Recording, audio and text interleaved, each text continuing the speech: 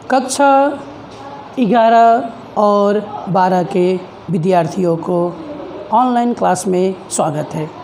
बच्चों, आप सबको एक छोटा सा संदेश है।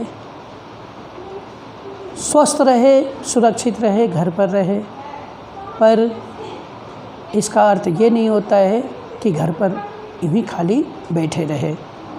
अध्ययन करें, जो भी विषय है उस विषय को अच्छी तरह से अध्ययन करके समझे। आइए बच्चों, आप सबको आपकी कहानी पुस्तक गद्य संकलन का अध्याय 1 पुत्र प्रेम मैं पढ़ा चुका हूँ। अध्याय 2 गौरी भी पढ़ाया जा चुका है। अब आते हैं अध्याय 3 पृष्ठ 25 शरणागत, जिसके लेखक हैं वृंदावन लाल वर्मा जी। ये जो शरणागत का एक संधि विच्छेद आप श्यामपट्ट पर देख रहे हैं, शरण प्लस आगत, अर्थात शरण में आया हुआ। जो भी हमारे शरण में आता है वो शरणागत ही कहलाता है। हमारे घर पर कोई शरण लेने आए वो हमारा शरणागत होगा। विदेश से जो हमारे देश में रहने के लिए आए वो इस देश का शरणागत कहलाता है। तो शरणागत कहानी की ओर बढ़ते हैं। इसके जो पात्र हैं, रज्जब एक कसाई है, रज्जब की स्त्री ठाकुर साहब एक गांव के नामचीन व्यक्ति हैं, उनका नाम है। इनका चरित्र चित्रण कुछ इस प्रकार है। वो सरल हृदय व्यक्ति है, आत्मविश्वासी हैं और शरणागत का रक्षक भी है। तो कहानी शुरू इस तरह होती है कि रज्जब जो है अपने पत्नी के साथ एक व्यापार के सिलसिले में अपने गांव से दूर किसी और गांव में गया हुआ था। वहाँ अपनी व्यापार करते करते उसे शाम हो गई। जब वो लौटना चाह रहा था उस समय उसके पत्नी को तेज़ बुखार आ गया। अब तेज़ बुखार आने पर उसकी पत्नी चल नहीं पा रही थी, तो उसने सोचा कि मैं क्यों ना यहीं कोई डेरा ढूंढूं जहाँ आज रात बिता लूँगा, कल यहाँ से अपने गांव निकल पड़ूँगा। पर रज्जब की जो पेशा थी कसाई की, इसके कारण कोई उसे अपने घर पर जगह नहीं देता है। सोचता है कि इसे यदि हम जगह देंगे तो लोग हमारे बारे में क्या बातें करेंगे। तो बेचारा अपने पत्नी को लेकर ठाकुर साहब के घर पहुंचा।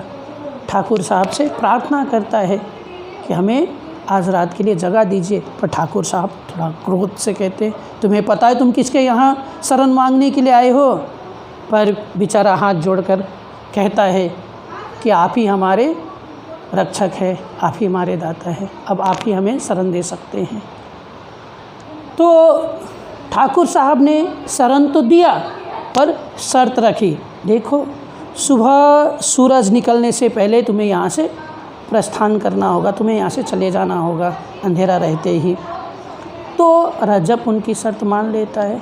फिर ठाकुर साहब कहते हैं, अपने साथ हुक्का लाए हो? अपना हुक्का है, चिलम है? तो रज्जब ने कहा हाँ ठीक है, तो कोने में पड़े रहना।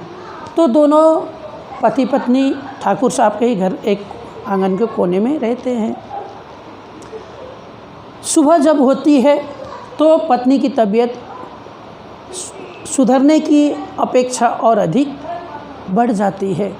उनकी शरीर में दर्द शुरू हो जाता है, तेज़ बुखार, वो चल नहीं पाती, खड़ी भी नहीं हो पाती है।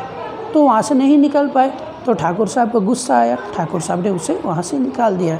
दोनों पति पत्नी एक पेड़ के नीचे जाके बैठ जाते हैं और गाड़ी ढूंढने लगते हैं कि एक गाड़ी मैं किराए पे ले लूँगा, इसी से चला जाऊँगा। ठंड काफ़ी थी तो गाड़ी वाले से पूछते तो गाड़ी वाले भी मजबूरी का फ़ायदा उठाता है। वो तिगुना चौगुना किराया मांगता है, पर बेचारा करे तो क्या, वो उसे किराए पर ले लेता है। अपने पत्नी को गाड़ी पे बैठाकर तीनों निकलते हैं। तो जिस रास्ते से वो जा रहे थे वो रास्ता बड़ा बीहड़, सुनसान, डरावना था। तो डर थी कि मेरे पास कुछ नगद रकम है, यदि कोई लुटेरा हमें लूट ले फिर क्या होगा। पर इनकी डर यकीन में बदल गया। अचानक बीचों बीच सुनसान रास्ते पर पहुंचा तो कोई 2-4 लोग उसके सामने आकर खड़े हो गए, डंडे लेकर। एक तो गाड़ी के ऊपर डंडा लेकर चढ़ गया और उसके सिर पर उठा बैठा। गाड़ीवान नीचे डरकर हाथ जोड़कर खड़ा हो गया और वो जो ऊपर था उसने कहा कि तुम्हारे पास जो भी पैसे हैं, रुपये हैं, वो सब दे दो। पर उसने कहा मेरे पास तो कुछ नहीं है। तो उसकी वो आवाज़ नीचे खड़ा एक व्यक्ति को सुनाई देता है। तो उस व्यक्ति ने कहा ओहो ये तो कसाई है, छोड़ दो, कसाई की पैसा लेना अच्छी बात नहीं है, पाप लगेगी। कसाई तो ऊपर खड़ा व्यक्ति कहता है, जो डंडे लेकर खड़ा था, लाठी लेकर खड़ा, तो कहता है कसाई के पैसे में कसाई थोड़ी लिखी रहती है, हाँ हमें तो पैसे से मतलब है। पर नीचे खड़ा व्यक्ति उसे कहता नहीं, छोड़ दो, ये आदमी, ये कसाई मेरे घर पर शरण लिया हुआ था और एक बुंदेला जो है कभी भी अपने शरणागत पर आघात नहीं करता, अपनी शरणागत का रक्षा करता है। इस तरह से ठाकुर साहब ने अपने साथियों को मना किया और ठाकुर साहब की ये भेद रजब के सामने और गाड़ीवान के सामने खुल गई।